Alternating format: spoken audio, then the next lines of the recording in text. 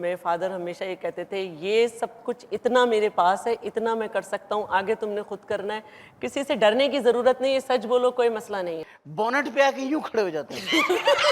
आप यकीन करें, और मेरी तो पता नहीं जैसे तलाश में रहते हैं ये लोग, ने कुछ ना कुछ दो, मुझे कह रहे कुछ दे, मैंने धक्का दे दिया, मैं कहा जा।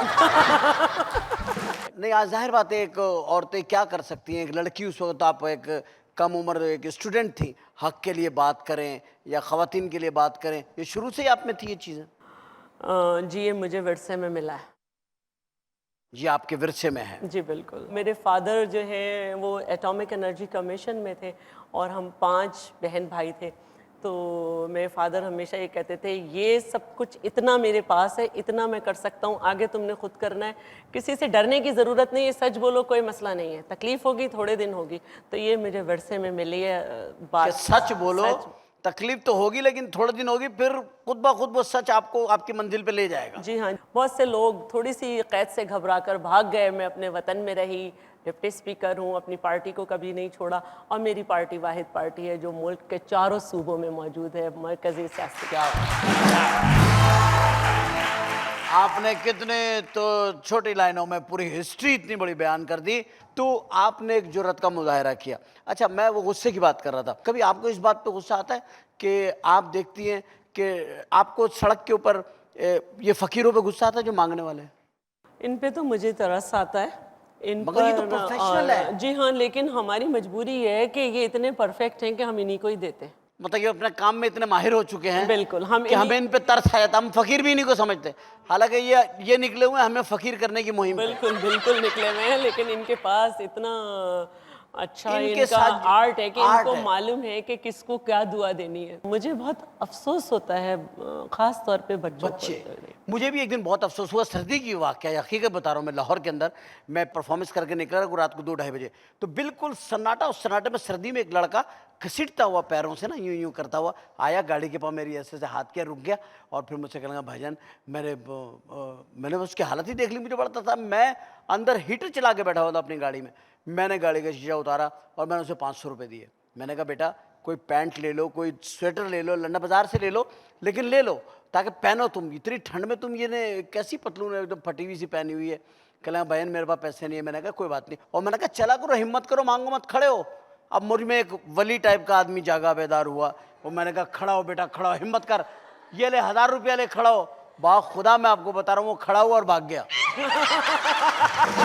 यकीन करें, तब मैंने सोचा कि यार मैं कोई आर्टिस्ट नहीं हूँ, बड़े आर्टिस्ट तो ये लोग हैं। नहीं, हाँ कई ये बात है। फिर मैंने उसके पीछे गाड़ी भगाई, उसको मैंने पकड़ा तो पता चला उसके अब्बू भी दूसरे सिग्नल पे लेटे हुए हैं। कसम।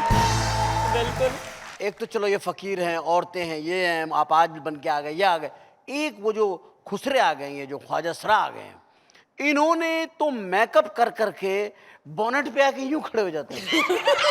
आप यकीन करें, और मेरी तो पता नहीं जैसे तलाश में रहते हैं ये लोग। अच्छा, बचपन से अम्मा ने डराया, इनकी बद्दुआ ना लो। लो, इनकी बद्दुआ ना लो, इन्हें कुछ ना कुछ दो, मुझे कह रहे कुछ दे, मैंने धक्का दे दिया, मैं कहा जा। इनके घूसे ऐसे हैं, दांत तोड़ देते हैं, इतनी ताकतवर लोग हैं। यकीन करें आप, ये वैसे जाहिर है लगते कि हैं। आप में तो उस वक्त आप तो कॉन्शियस नहीं होते कि ये मार भी सकता है या ये कुछ कर रहा है, लेकिन वो असल एकदम जो आदमी बात बच है जाते कि एक माँ बैठी है, बच्चे बैठे हैं और जो इनकी बद्दुआएं शुरू होती हैं, तोबा तोबा तोबा। तो वो बड़ी अजीब सी होती हैं और वो एम्बैरसिंग पोजीशन होती है कि जब आप कहें कि ये कौन है। ये कौन है, ये गरीब पोजीशन, उसी पे मैं कह रहा हूँ, एक झुंझलाहट, एक गुस्सा आता है कि यार हम क्या करें इनके लिए। रऊफ सिद्दीकी साहब जिस वक्त वजीर दाखिला थे, तो उन्होंने इनके लिए चलाई थी मुहिम कि भाई इनको पकड़ा जाए, इस तरह का।